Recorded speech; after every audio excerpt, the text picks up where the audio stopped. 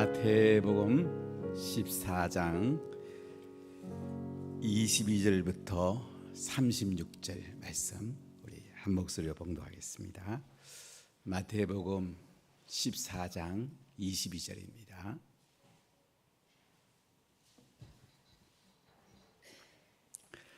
예수께서 즉시 지 아들을 재촉하사 자기가 무리를 보내는 동안 배를 타고 앞서 건너편으로 가게 하시고 무리를 보내신 후에 기도하러 따로 산에 올라가시니라.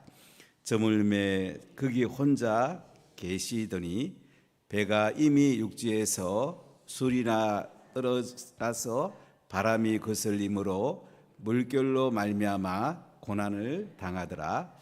밤 사경에 예수께서 바다 위로 걸어서 제자들에게 오시니 제자들이 그가 바다 위로 걸어오심을 보고 놀라 유령이라 하며 무서워하여 소리 지르거늘 예수께서 즉시 이르시되 안심하라 나니 두려워하지 말라. 베드로가 대답하여 이르되 주여 만일 주님이시거든 나를 명하사 물 위로 오라 하소서 하니 오라 하시니 베드로가 배에서 내려 물 위로 걸어서 예수께로 가되 바람을 보고 무서워 빠져가는지라 소리질러 이르되 주여 나를 구원하소서 하니 예수께서 즉시 손을 내밀어 그를 붙잡으시며 이르시되 믿음이 작은 자여 왜 의심하였느냐 하시고 배에 함께 오르사 바람이 그치는지라 배에 있는 사람들이 예수께 절하며 이르되 진실로 하나님의 아들이로소이다 하더라.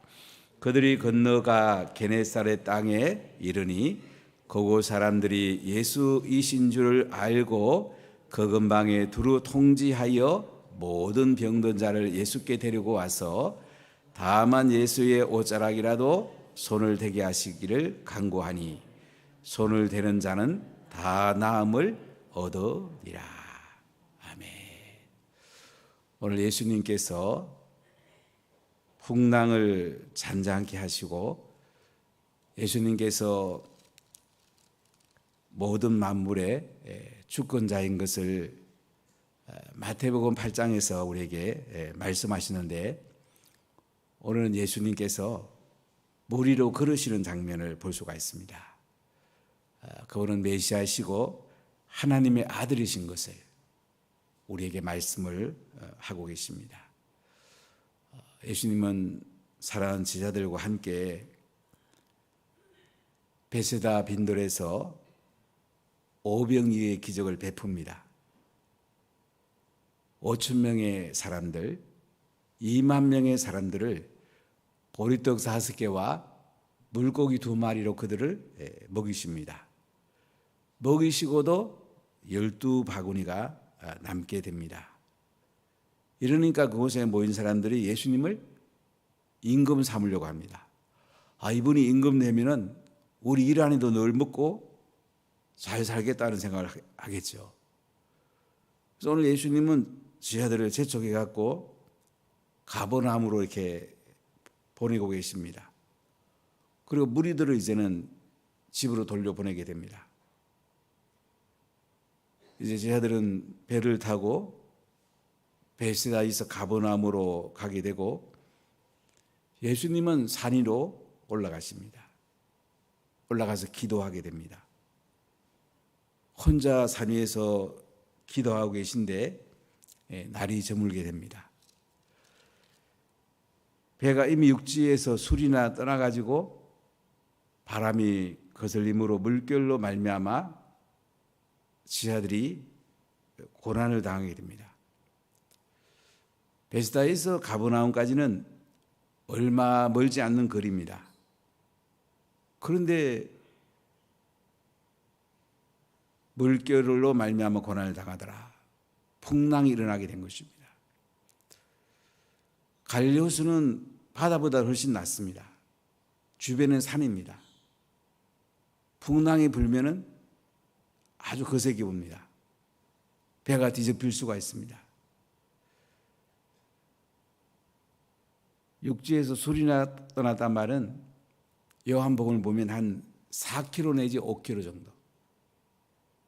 바닷가에서 4, 5km 떨어진 곳에 배가 있는데 바람이 불어서 이제는 배가 뒤집힐 수 있는 어려운 순간이 왔습니다. 밤 사경입니다. 새벽 3시부터 6시까지를 사경이라고 그럽니다. 밤 12시를 로마 사람들은 4등분 해가지고 밤 새벽녘을 밤 사경이라고 말을 합니다. 그래서 예수님은 이제 물 위를 걸으십니다. 풍랑에 배가 위태로울 때 걸어갖고 제자들에게 오시는 것입니다. 자, 이때 26절을 같이 읽어보겠습니다. 제자들이 그가 바다 위로 걸어오심을 보고 놀라 유령이라 하며 무서워하며 소리 지르거늘. 예수님이 물 위로 걸어오시니까요, 제자들이 유령이라. 우리나라 제가 시골로만 하면 헛개비라는 단어를 쓴 적인데 표준말 잘 모르겠어요? 헛개비다. 이게 뭐고 유령이라고 이렇게 부르면서 무서워하게 됩니다. 자, 이때 27절을 같이 읽어볼까요?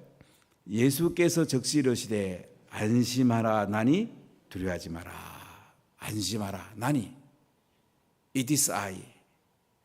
나란 말은 스스로 계시는 분. 예수님이 하나님이란 말씀이죠. 하나님 아들이십니다. 안심하라. 내가 풍랑을 잠잠하게 할 수 있으니까 두려워하지 마라. 내가 몸뚱 만물을 통치하고 풍랑도 내 안에 있으니까 두려워하지 말라고 예수님께서 제자들에게 말씀을 하십니다. 여러분, 우리가 십자가에 죽으시고 부활한 예수님을 믿고 나면 하나님이 나의 아버지가 됩니다. 우리는 하나님 자녀예요. 인생이 많은 풍랑이 올 수가 있습니다. 힘든 고비가 옵니다.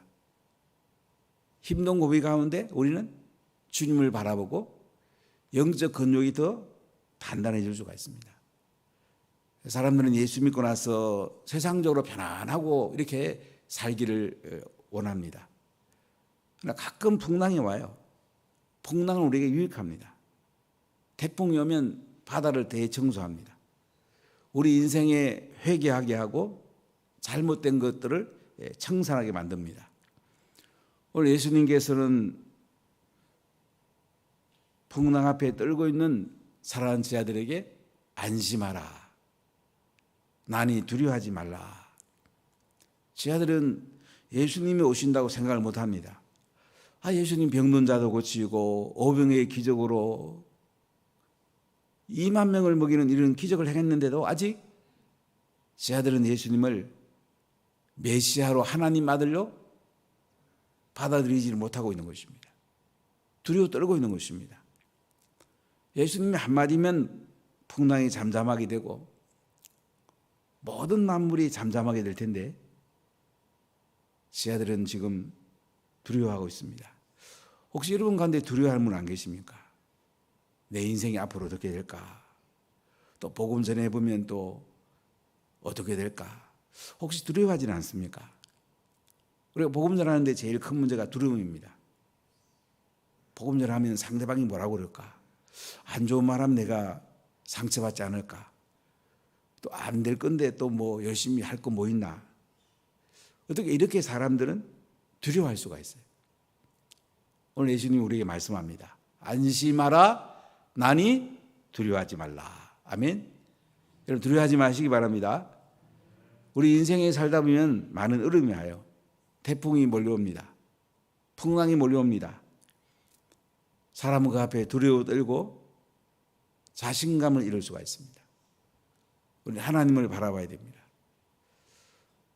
저는 미래자립교회 목사님들을 많이 만나보게 되는데 이분들이 교회를 개척하고 한 3년, 5년 해서 안 되면 이 낙심하는 것이 제일 큰 교회를 세우는데 아픔이 되더라고요. 해봐도 안 되더라. 나는 해봐도 안 돼. 이 낙심하다 보면 그 다음에 하는 게 재미가 없는 거예요. 여러분 낙심하지 말기 바랍니다. 공부해봐도 이렇게 잘 되면 참 좋잖아요. 성적이 쑥쑥 오르고 잘 되면 너무너무 재미가 있어요. 그러나 거기 되기까지는 어려움을 겪어요. 안 될 때도 많이 있어요. 그러나 어느 단계 되면 공부하는 게 너무 재밌는 단계가 와요. 사업도 마찬가지예요. 안 될 때가 있습니다. 이거 안 되는가 봐. 두려워할 수가 있어요. 어느 단계 지나면 잘 됩니다. 하나님이 나를 붙들어주면 잘 되게 돼 있어요. 우리는 하나님의 훈련을 잘 받아야 돼요. 우리 그 훈련 앞에 끝까지 예수님 붙들어야 되는데 내가 무너지기 쉬운 거예요. 사랑하는 예수님을 따라다니는 제자들, 그 놀라운 기적들을 봤는데도 풍랑이 이니까 두려워하고 있습니다. 이때 예수님 단순하게 말씀하잖아요. 안심하라. 나니 두려워하지 말라.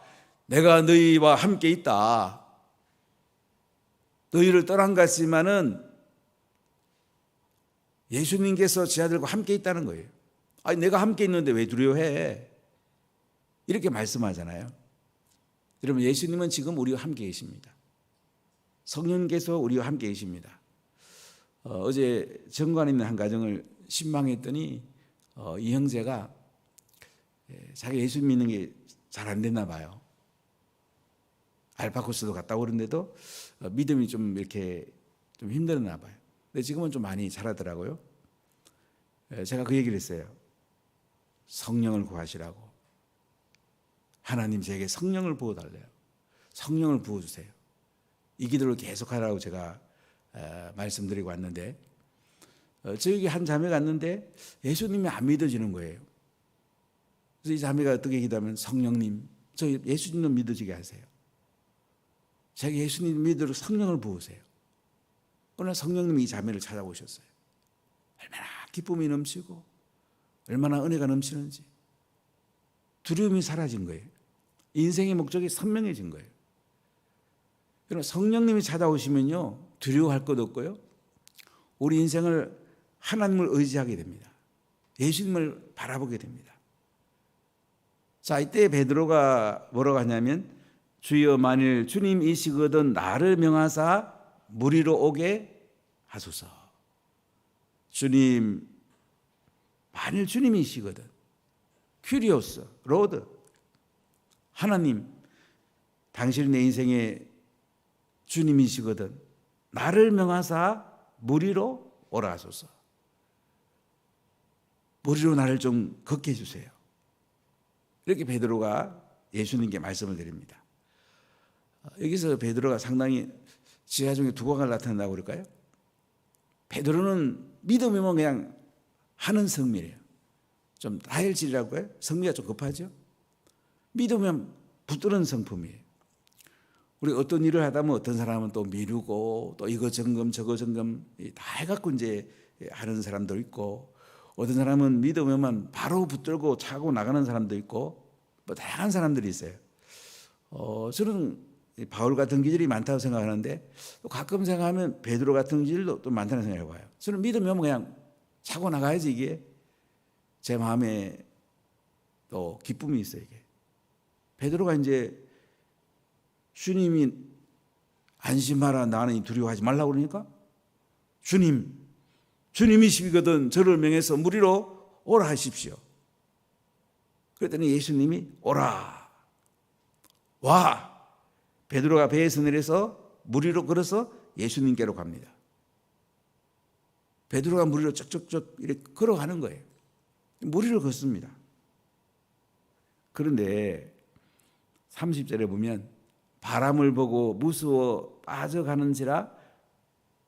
바람을 보고 뭐예요? 무서워 빠져가는 거예요. 자, 예수님을 바라볼 때는 베드로가 무리를 걷습니다. 그러니까 바람을 바라보는 순간 어떻게 해요? 물에 빠지는 거야. 그게 인생이 너무 중요하죠. 우리 인생은요 예수님을 계속 바라보면 무리를 걷는 인생을 살 수가 있습니다. 여러분 믿으십니까? 예수님을 계속 바라보세요. 우리는 무리를 걷는 인생을 살 수 있어요. 놀라운 인생을 살 수가 있어요. 근데 세상의 파도를 바라보면, 바람을 바라보면 우리가 또 세상에 빠져가는 거야. 무서워하고 두려워하는 거예요. 우리의 눈을 예수님께 맞추고 예수님의 눈과 내 눈이 맞춰질 때 우리는 매일매일 매순간 매순간 무리를 걸을 수 있는 거예요. 여러분, 무리를 걷는 인생을 한번 살아보지 않으실래요? 하나님의 손길이 함께하는 삶이죠. 하나님께 붙들리는 삶이죠. 하나님이 나를 이끌어가는 삶이죠. 하나님이 내 모든 삶의 주인 된 삶이죠. 그럼 두려워할 게 뭐가 있겠습니까? 주님이 나를 이끌어가는데, 여호와는 나의 목자시니 내게 부족함이 없다고 분명히 말씀하는데 우리가 두려워하고 우리가 무서워할 게 뭐가 있겠어요? 주님이 그래 나한테 한번 와봐라 할 때는 예수님 바라보고 베드로가 무리를 쩌벅쩌벅 걸어갔습니다. 그런데 바람을 바라보는 순간에 무서워 빠졌다. 여러분의 인생은 어떻습니까? 예수님을 바라보고 매일매일 무리를 걸어갑니까?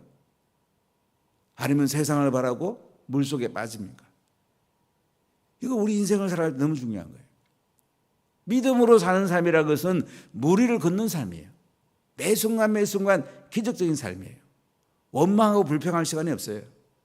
하나님을 찬송하고 영광 돌리기도 바빠요. 복음 전하기도 바빠요. 죄 삼기도 바빠요. 바람을 바라보기 때문에 자꾸 세상적인 생각하고 두려워하고 원망하고 불평하고 세상적 얘기를 하는 거예요. 예수님 바라보세요. 하늘나라가 우리 속에 와 있잖아요. 예수님 있는 순간 천국이 시작이 됐잖아요. 우리는 무리를 걷는 삶을 살 수 있는 거예요.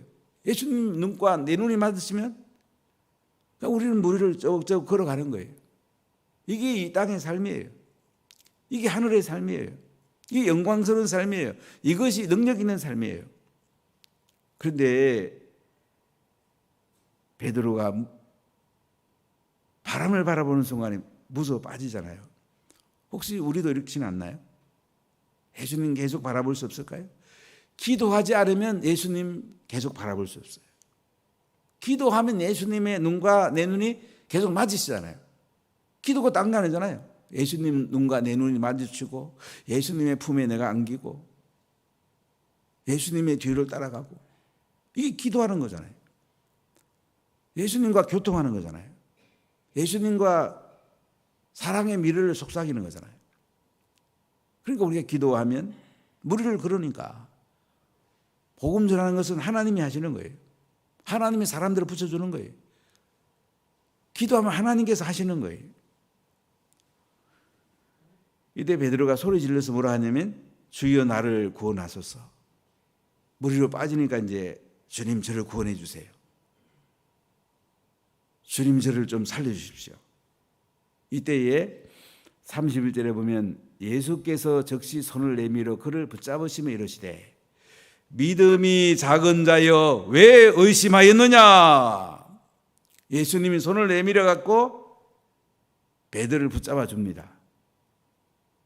여러분, 우리가 믿음이 작을 때 주님을 부르십시오. 주님께서 손을 내미십니다. 주님의 손에 내 손이 닿을 때에 예수님 나를 붙잡아 주십니다.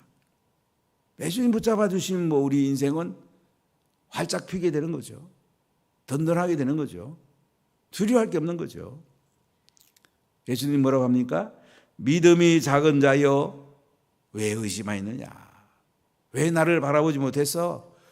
왜 바람 바라보고 빠지고 그랬어? 나만 바라보더라면 너 계속 무리를 걸었을 건데, 이 말씀이잖아요.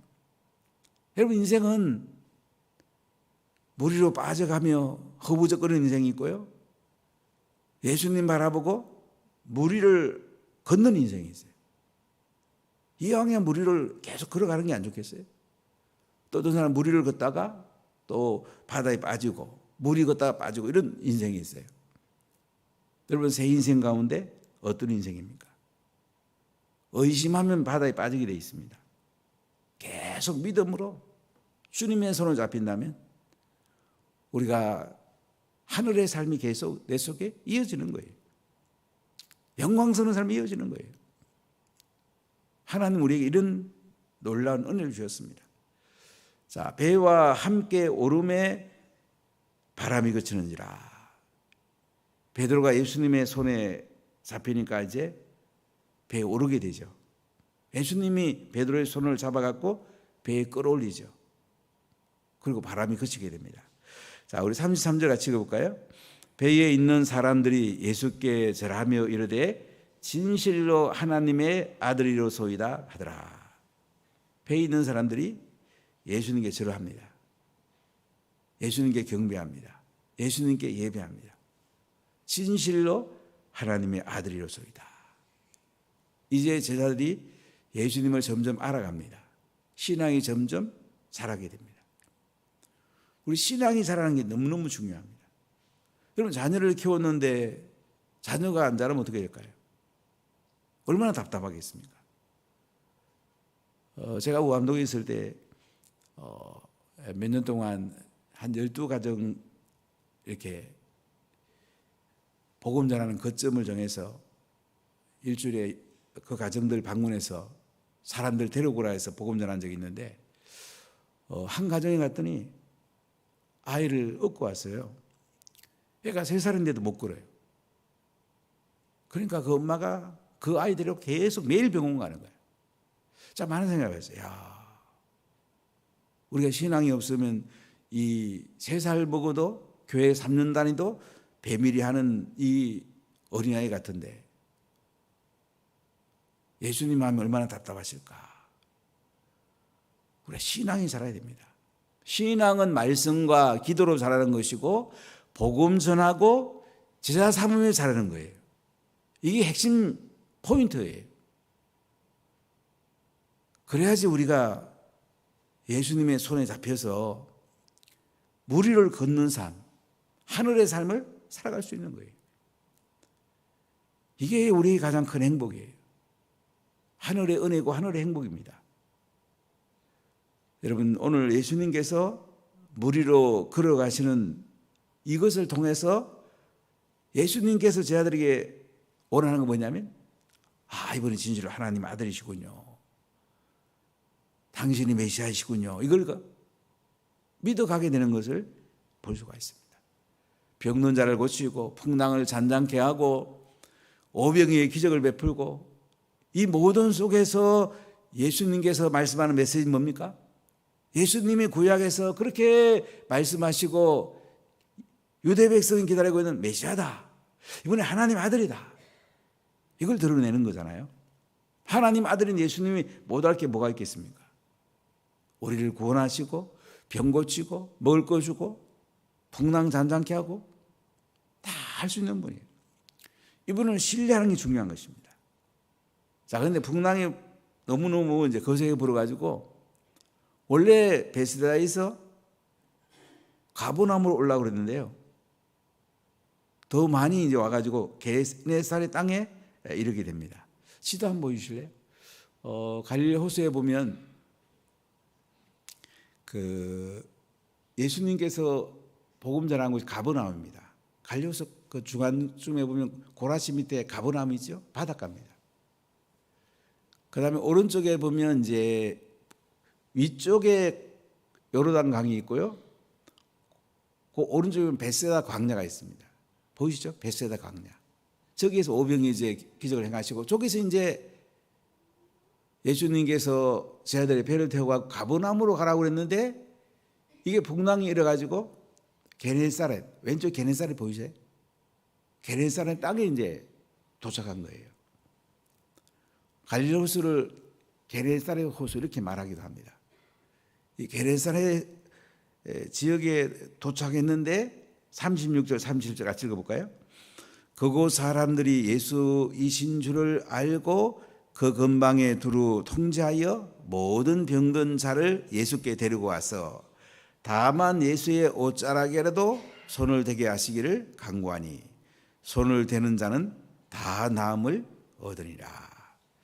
자, 오늘 여기 보면 사람들이 예수님인 줄 알고 근방에 통제합니다. 왜요? 병든 사람 다 데리고 와라. 예수님의 옷자락이라도 손을 대게 하시기를 간구하니 손을 대는 자는 다 나음을 얻으리라. 예수님의 옷자락만 만져도 우리가 고침 받는다. 이 믿음 가지고 손댄 사람은 다 나았던 거예요. 우리가 건강이 얼마나 중요합니까? 이 땅에 사는 동안은 건강과 재정 두 가지가 제일 중요한 것 같아요. 제가 목회하면 두 가지 제일 중요한 것 같아요. 사람들이 늘 기도하는 거 보면 병든 사람 고쳐주세요. 돈 벌게 해주세요. 이 두 가지 제일 많은 것 같아요. 그럼 또 한 가지 있으면 자녀 잘 되게 해주세요. 아마 이 세 가지가 제일 많은 것 같아요. 우리 인생 살다 보면 건강이 얼마나 중요합니까? 예수님은 가는 곳마다 병든 자 고쳐줍니다. 그래서 우리가 병든 자를 위해 기도하는 게 굉장히 중요해요. 노종순 집사하고 어제 통화했더니 삼성병원에 이제 이 지방 이 육종이라는 게 생겨가지고 수술을 했는데 이게 좀 많이 고생을 하시더라고요. 생각나면 기도해 주세요. 대장하고 소장 이쪽에 췌장도 다 떼내시고 이렇게 좀 회복을 기다리고 계신데 여러분 연약한 분을 기도해 주세요. 우리가 그분들이 치유받는 게 중요합니다. 우리가 못 고치면 기도는 해야 될 거 아니에요. 하나님이 일하실 거니까. 하나님은 대단한 분이에요. 오늘 예수님께서는 풍랑에 두려워 떨고 있는 제자들에게 물 위로 걸어오시면서 안심하라 나니 두려워하지 마라. 베드로가 예수님 바라볼 때는 물 위로 걸었다가 바다를 바라보다가 빠져가니까 믿음이 작은 자야 왜 의심하였느냐. 의심하면 바다에 빠집니다. 그러나 예수님을 믿음으로 바라보면 우리는 물 위를 걸을 수가 있어요. 인생 물 위를 걷는 인생, 물 위를 걸어가는 하늘의 인생, 이런 영광스러운 인생을 우리가 살아야 되지 않겠습니까? 복음 전하고 병든 자 위해서 기도하고 하늘의 영광스러운 삶을 살아야 되지 않겠습니까? 이렇게 하기도 바빠요. 이걸 위해서 우리가 시간을 쓰고 재정을 쓰고 또 자연도 이렇게 키워내는 거고, 이렇게 사는 것이 뭐예요? 가장 영광스러운 삶, 가장 행복한 삶입니다. 이렇게 되시기를 예수님의 이름으로 간절히 축복합니다.